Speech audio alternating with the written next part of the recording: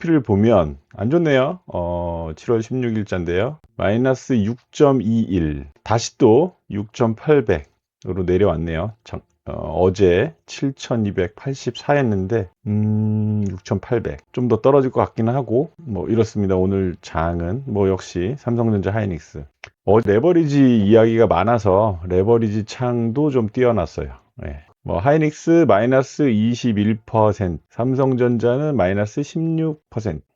거래량이 엄청나네요. 거래량 7,400만 주, 1,800만 주. 야, 이게 이 일확천금을 위해서 많이들 돈 좀 버셨나요? 이게 벌었을 리가 없잖아요. 그죠? 저도 뭐 코덱스 레버리지를 전체 투자금의 한 2, 3% 정도 될 것 같네요. 그 정도 가지고 있기는 한데, 뭐, 워낙 오래전에 사서, 작년에. 근데 이 레버리지가, 아시죠? 레버리지 투자 어떻게 하는지. 모르시나요, 혹시? 이게 참 안타깝게 된 상황인 것 같기는 한데, 버신 분도 있겠죠, 당연히. 그래도, 뉴스에서나 뭐 정치하는 사람들 얘기 되게 많이 하는 것 같던데 레버리지는 하지 마세요 그냥. 오늘은 요 레버리지 관련된 얘기를 조금 하고, 두 번째로는 제가 그 예전에 종목 투자를 좀 했었을 때, 종목 투자는 꽤 오래 했죠. 한 7, 8년 정도 종목 투자를 했었을 때 어떤 식으로 종목을 선정을 했고 어떤 식으로 매매를 했는지 그 부분을 좀 이야기를 좀 나눠보려고 합니다.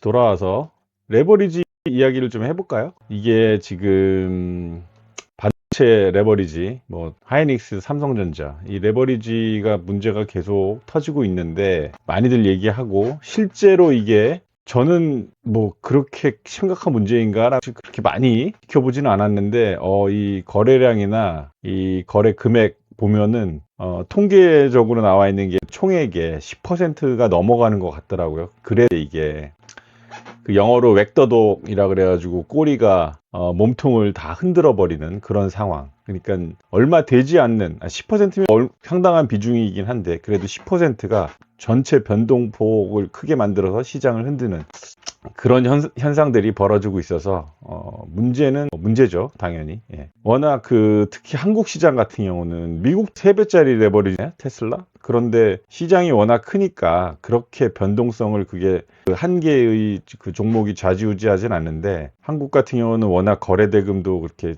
크지 않고 그렇기 때문에 이런 현상이 벌어지고 있는 것 같아서 조금 사실 좀 안타깝기도 하고 뭐 그렇습니다. 아까도 말씀드렸지만 레버리지는 웬만하면 하지 않는 게 좋습니다. 왜냐면 이게 건드리면 심리적으로도 굉장히 불안감이, 레버리지니까 2배 커지고, 그래서 아마 눈을 떼지 못하실 거예요, 이거 시작하면은. 그래서 글쎄요, 뭐 손절을 해라 마라 이렇게 얘기할 수 있는 상황은 아닌 것 같아서 알아서 판단을 하시긴 하셔야겠지만, 특히 주식 많이 해본 사람들도 그렇게 비중을 많이 갖고 건드리지 않는 거거든요. 근데 지금 개미들 많이 달라붙어 있고 그렇다고 해서 상태를 보니까 이 거래량이 굉장히 엄청난 거래량을 보이고 있고, 그래서 이거 좀 안타깝습니다. 저렇게 그 일확천금을 노리고 하신다면은 분명히 실패해요. 진짜 이 시장은, 주식 시장은 오직 1% 정도만 수익을 낸다 이런 통계도 있기는 있는데, 그런 정도로 이게 그렇게 큰 수익을 한꺼번에 노려가지고 들어온다고 하면 100% 실패해요. 진짜 100%.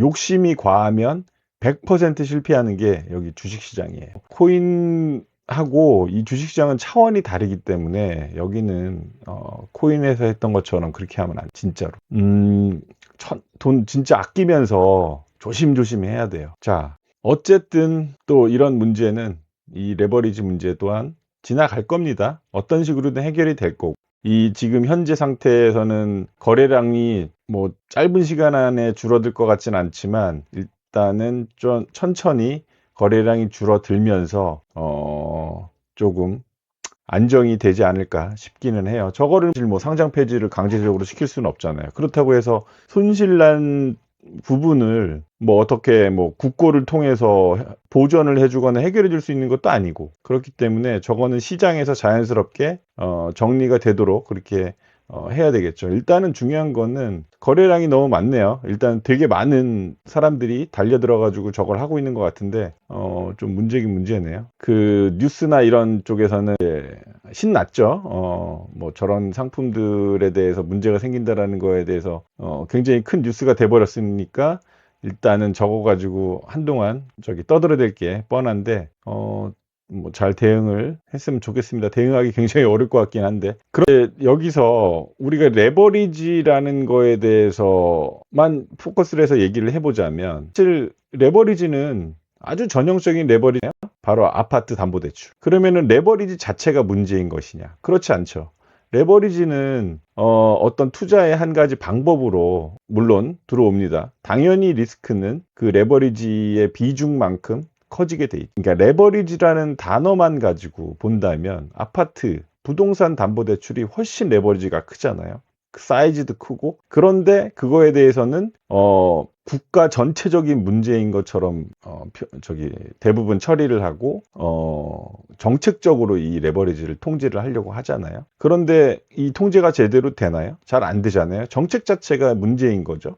이 레버리지라는 그 어떤 투자 방식의 문제인 거는 아니죠. 그 뭐 아파트나 이런 특히 아파트죠. 부동산 이런 거에 대해서 좀 건드리기는 많이 민감한 부분이긴 하죠. 그런데 그 아파트, 우리 부동산이 자산에서 차지하는 비중이 굉장히 높다는 거에 대해서 그게 문제점이다. 나중에 뭐 노후 대책이나 이런 차원에서도 그런 거에 대해서 지적을 많이 하잖아요. 우리나라, 그러니까 선진국, 특히 미국 같은 경우의 비중은 부동산 비중이 30%, 20%, 30%밖에 되지 않는데 그 유동자산 쪽 투자에 7, 80%가 비중이 되어 있고, 그런데 우리나라 반대로 되어 있어서 부동산에 쏠려 있는 자산의 비중이 너무 크다는 거에 대해서 지적을 많이 하잖아요. 그 물론 우리나라 주식시장이 좀 불안하고 약간 좀 대부분의 사람들이 이 안정적인 자금 흐름을 원하는데, 그렇기 때문에 안정적인 투자를 선호하기 때문에 부동산 쪽으로 많이 쏠려 있는 거긴 하겠지만,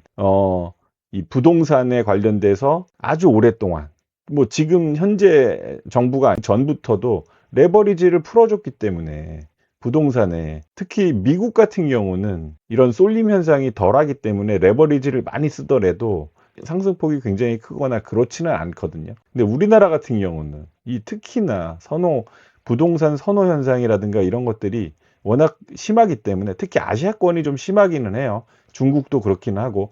근데 일본은 또 그렇지는 않은데, 어쨌든 간에 그런 것 때문에 레버리지를 굉장히 많이 쓰게 풀어주고 했잖아요. 이거는 그냥 무조건 정치, 정책, 이거의 문제예요. 예. 사람들을 그런 쪽으로 흘러가도록 하는데 방치해두고 오히려 조장하고 그랬기 때문에 이렇게까지 부동산 문제도 심각해졌다고 보는데, 그러면은 일단 부동산에 쏠려 있는 레버리지도 당연히 컨트롤을 해야 되겠죠. 예. 자연스럽게 부동산에 쏠려 있는 레버리지 컨트롤을 하게 되면 그 유동자금은 주식으로 올 수밖에 없어요. 예. 하지만 주식시장이 이렇게 변동폭이 크다고 하면은 그것만 좀 주저주저 하게 되겠죠. 하지만 어차피 부동산으로 쏠려 있는 그런 자금들이 주식 옮겨오도록 하는 거는 상당히 저는 정상화 작업이라고 보고 있기 때문에, 자, 레버리지 얘기 또 이야기를 하면은, 일단은 지금 현재 상태에서는 단일 종목 레버리지가 심각한 문제인 거는 맞아요. 그런데 약간 그 전체적인 투자자의 관점으로 봤을 때 그 어떤 종목의 문제라기보다는 특히나 예전부터 그 신용거래 관련돼서, 이것도 신용거래도 어차피 레버리지잖아요. 고금리의 그 대출을 증권사로부터 받아가지고 주식에 투자하는 그 기본적으로 신용거래 자체는 안 하는 게 좋습니다. 그냥 저도 이 신용거래에 대해서 뭐 한 번도 해보지는 않았는데 굉장히 많이 그 유혹을 하는 경우들이 있었어요. 그러니까 그쪽 그 업계에 있는 사람들이 신용거래를 써서, 뭐 신용거래란 얘기는 또 잘 안 하고 레버리지를 써가지고 예를 들면 주식담보대출이죠. 이 신용거래로 주식 거래를 하게 되면 가장 큰 문제점이 일단 이자가 높아요. 예, 이자까지 갚아야 되고, 그리고 굉장히 몰려서 주식 거래를 하게 돼요. 왜냐하면 떨어졌을 때 반대 매매가 일어나잖아요. 반대 매매를 부르게 됐을 경우가 굉장히 큰 압박으로 다가오기 때문에 좀 무리해서 거래를 하게 되기 때문에 오히려 굉장히 변동폭이 큰 그런 종목들을 고르게 되죠. 그래서 손실이 2배, 3배 더 커지는 그런 문제가 반드시 발생을 하더라고요. 그래서 말씀드리고 싶은 거는 신용거래는 안 하시는, 그냥 무조건 나는 신용거래는 안 한다 하는 게 좋습니다. 증권사에서 이 신용을 써가지고 주식 거래를 하도록 유혹하는 이유는, 가장 큰 거는 이자가 비싸기 때문에 그래요. 은행 이자보다 몇 배 비싸거든요. 그렇기 때문에 자기네들의 수익을 위해서 이거를 추천하는 거지, 레버리지라는 것 자체가 그 자체가 나쁜 그런 거는 아닌데, 일단은 하이닉스나 삼성전자만 지금 현재 말 그대로 지금 불타오르고 있는데, 웬만하면 레버리지 상품은 건드리지 않는 게 좋다, 이렇게 말씀을 드리는 수밖에 는 없을 것 같아요.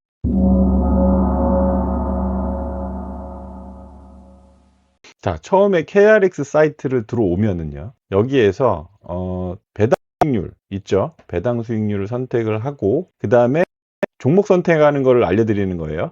여기는 지금 보여지는 거는 지수에 관한, 전체 지수에 대한 어떤 배당 수익률이거든요. 뭐 KRX고 이건 코스. 근데 여기서 주식을 선택하고 세부 안내 있거든요. 거기에 가서 세부 안내 가서, 자, 개별 종목의 배당 수익률이 나와요. 그다음에 여기서 저는 코스피를 선택하고 조회를 누르면, 이게 네이버에도 있는데 저는 네이버보다는 여기가 훨씬 제 기준에선 보기 좋아서, 제가 월급쟁이 생활을 계속했으니까 정기적인 어떤 현금 흐름이 필요하다, 그게 나한테는 맞겠다, 그렇게 정했기 때문에 나는 배당금이 나오는 그런 종목들을 선정해서 투자를 해야겠다, 이렇게 정했어요. 배당 종목은 어떤 것들이 있는지를 찾아야 되잖아요. 자, 여기서 아까 배당 수익률 누르고 조회를 누르면 이런 화면이 처음에는 나타나죠. 저는 코스피를 선택을 했고요. 저는 코스닥은 안 합니다. 앞으로도 안 할 거예요. 그거는 뭐 코스닥한테 미안하지만 코스피만 할 거예요. 그리고 코스피만 하고 있고. 자, 여기서 일단은 배당 수익률로 정렬을 하기 위해서 배당 수익률을 클릭을 하면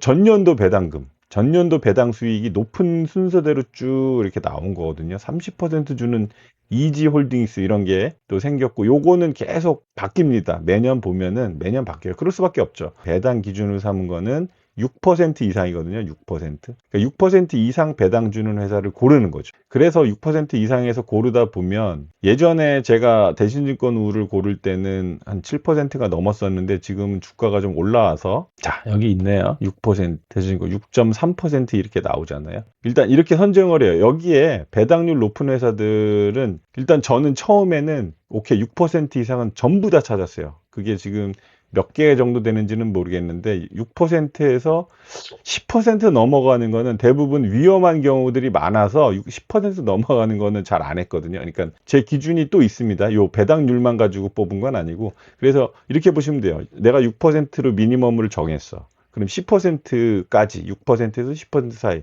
그 모든 회사들을 정렬을 해서 정리를 하는 거예요. 하나하나 찾아가면서. 자, 그러면 두 번째로는, 저도 뭐 단타로 시작해가지고 뭐 장기 투자를 하는 게 진정한 투자고, 지속적으로 오랫동안 할 수 있어요. 다시 한번 워렌 버핏이 했던 얘기, 10년 이상 하지 않을 거면 아예 시작도 하지 마라, 뭐 이런 얘기도 했는데, 그런 관점에서 투자를 시작하신다면은 저는 반드시 성공한다고 봐요. 성공한다는 의미는 꾸준히 수익을 낼 수 있다. 수익을 낸다고 하는 게 성공이에요. 되게 심플하죠. 뭐 모르고 막 아무런 종목 뉴스 보고 사고, 뭐 친구 얘기 듣고 이런 식으로 처음에는 주식 거래를 하다가 나중에 몇 년 하다 보면 회의가 되더라고요. 이게 도대체 내가 투자를 하고 있는 건지, 남이 투자를 하고 있는 건지, 내가 투자하는 거에 대한 어떤 뭐 철학도 없고 기준도 없고 원칙도 없고, 그렇기 때문에 좀 되게 많이 답답하고, 내가 지금 이 투자를 한다는 게 뭘 하고 있는 것인가에 대해서 되게 회의가 많이 들었을 때가 있거든요. 종목을 사고 팔고 하는 그런 매매의 기술 같은 책들이 있거든요. 뭐 차트 분석하는 방법, 이런 것들은 보지 마세요. 그런 것들은 아무 쓸모가 없어요. 그리고 예를 들면 예전에 유행했던 무슨 슈퍼개미 이야기들, 이런 거예요. 예를 들면 몇 천만 원 가지고 시작해서 나는 뭐 100억을 벌었다, 뭐 수십억을 벌었다, 이런 얘기들, 그것도 다 비현실적인 얘기들이고 일반 그 투자자 입장에서는 전혀 맞지 않는 소리들이 대부분이거든요. 어떤 종목을 우연히 길거리 지나가다가 발부를 해가지고 나는 이것이 잘 될 것 같다 그래서 거기에다가 예를 들면 몰빵하고 이런 얘기들이 대부분인데 좋은 책들 보다 보면은 너무 비현실적으로 이제 꾸며낸 이야기 같다라는 게 나중에 좀 더 지나면 판단이 되더라고요. 그래서 그런 책들은 거의 안 보시는 게 좋아요. 저는 이제 일단 기준을 세웠던 게 배당 위주로 투자를 하자 이렇게 제가 선정했던 종목들이 굉장히 많이 있기는 한데 그 중에 하나가 대신증권 지금도 조금 가지고 있어요. 제가 종목들은 거의 대부분 정리하고 지금은 뭐 커버드 콜 ETF나 뭐 ETF 위주로 투자를 하고 있기 때문에 그렇지만 이 대신증권 우는 거의 10년 정도를 매매 사고 팔고를 좀 하면서 계속 거래를 하고 지금도 보유를 좀 하고 있는 종목이거든요. 자, 그러면 우선적으로 이 종목을 그럼 어떻게 선정을 했느냐를 알아야 될 거 아니에요. 그러니까 내가 혼자 발굴해야 되는 건데. 자, 그래서 제가 대신증권 우를 물론 종목은 여러 가지가 있기 때문에 그런 뭐 다 일일이 하나씩 아까 그 KRX 사이트에서 볼 건 아니고 일단 대신증권 우를 선택을 했어요. 대신증권 우를 선택할 이유에 대해서 설명을 한번 해드릴게요. 이 네이버 증권에 있는 그걸로 충분합니다. 데이터는. 그래서 자, 첫 번째 KRX에서 6% 이상 배당 주는 종목들을 쭉 선정을 했어요. 거기에서 한 종목을 골라 종목에 대해서 조사를 합니다. 자, 일단 여기서는 그 네이버 페이 증권 가서는 그냥 재무 사이트만 보면 돼요. 예. 주요 재무를 클릭을 하면 연간 실적이 나오고 분기 실적 이런 게 나오죠. 야, 이거를 갖다가 전부 다 하나씩 얘기해서 무슨 재무제표를 다 우리가 이해해야 된다. 그런 걸 얘기하려는 건 절대 아니에요. 분기 실적도 볼 필요 없어요. 연간 실적을 클릭을 해놓고 몇 가지만 살펴보죠. 뭐 매출액은 쭉 증가하고 있구나. 이 정도로 보면 돼요. 매출액이 증가한다는 거는 좋은 시그널이죠. 예. 영업이익 증가하는구나. 다 좋습니다. 증가한다는 거는. 물론 중간에 내려가는 경우도 있지만 중요한 거는 적자가 났느냐 아니냐. 그거예요. 그러니까 말하자면 여기 같은 경우는 적자가 하나도 안 났잖아요. 대신증권우가 적자가 나는 건 본 적이 없어요. 전에 과거 데이터도 전부 다 흑자거든요.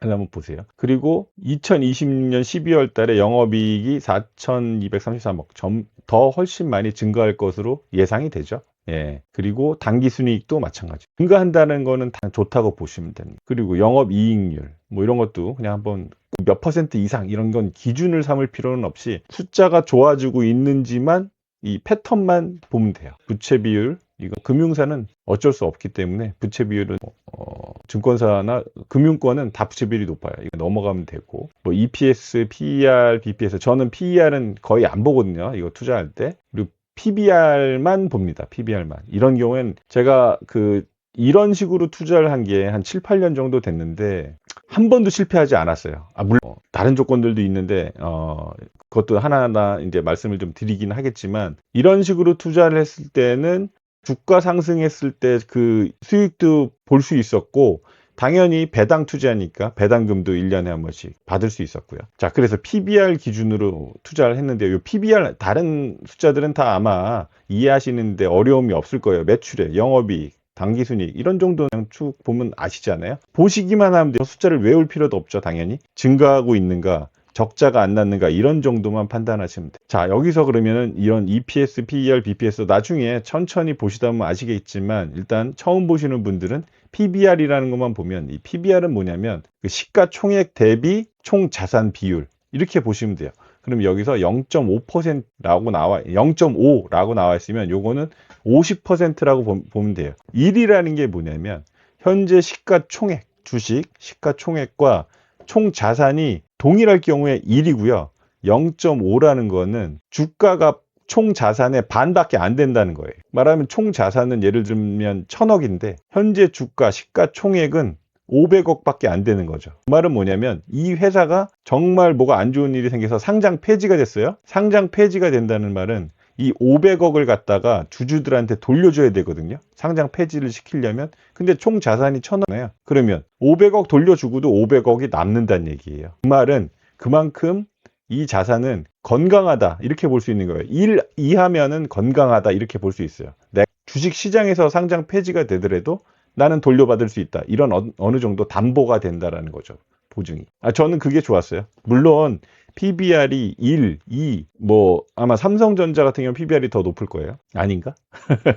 그건 한번 나중에 한번 보시고요. 그 PBR이 우리나라가 PBR이 되게 낮아야 PBR이라는 숫자가 절대적인 가치를 가지고 있는 건 아니라서 그거는 일단 그 우리나라 그 PBR 특히나 이제 금융권 PBR이 굉장히 낮아요. 낮은 편이긴 한데 대신증권 우도 상당히 낮은 편에 속하거든요. PBR이 0.32, 0.35, 0.5, 0.45 올해 이제 에스티메이트 올해 예상되는 PBR이죠.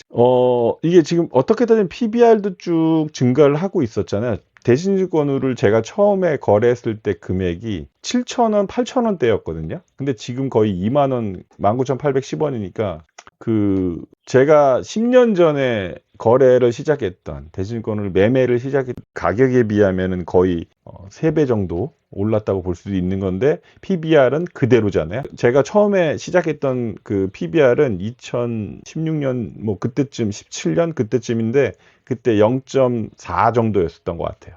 그래서 저는 이 PBR 기준을 나는 대신증권 위에 PBR이 0.4일 때 매수를 하는 게 가장 적당한 거라고 판단을 한 거예요. 그냥 제가 기준을 잡은 거예요. 제가 삼는 기준은 매출액은 무조건 증가해야 됩니다. 매출액이 내려간다는 거는 회사가 장사가 잘 안 되고 있다는 뜻이잖아요. 당연하게. 매출액은 무조건 증가해야 되고 영업이익도 무조건 증가해야 되고 그리고 가끔 가다가 조선업이나 이런 건설업도 그렇고 일단 경기 민감한 주식 종목 같은 경우는 적자가 날 경우가 있어요. 그렇게 되면 이 숫자들이 다 망가지기는 해요. 그렇기 때문에 자, 배당 종목을 투자한다고 하면은 배당 종목에서 가장 중요한 건 진짜 주식 중에 안정성이거든요. 배당 종목에 투자한다라고 하면 이 매출액은 무조건 증가해야 되고 이익은 최소 4년 연속 적자가 없어야 된다. 그게 제 기준이었어요. 어떻게 요 정도로 설명을 하면 도움이 되셨을지 모르겠네요. 이 대신증권 우가 절대적으로 우수하다라는 게 아니라 그냥 되게 오랫동안 거래를 했기 때문에 소개를 드린 것이고 아까 여기서 KRX나 아니면 네이버에서 배당률 이런 걸로 소팅을 정렬을 해가지고 종목을 찾아서 한번 보시면 배당주 위주로 투자를 할 경우에는 어떤 기준을 삼는데 좋은 지표가 될 수 있어요. 자, 오늘 영상은 이 정도로 마무리를 하도록 하겠습니다. 혹시 뭐 다른 뭐 배당주뿐만 아니라 다른 종목들이나 어떤 금융 상품이잖아요. 좋다 나쁘다 이런 정도는 판단해서 말씀드릴 수 있기 때문에 뭐 댓글이라든가 뭐 메일이라든가 DM이라든가 이런 거를 저기 보내주시면 제가 영상 만들 때 나눌 수 있는 그렇게 하도록 하겠습니다.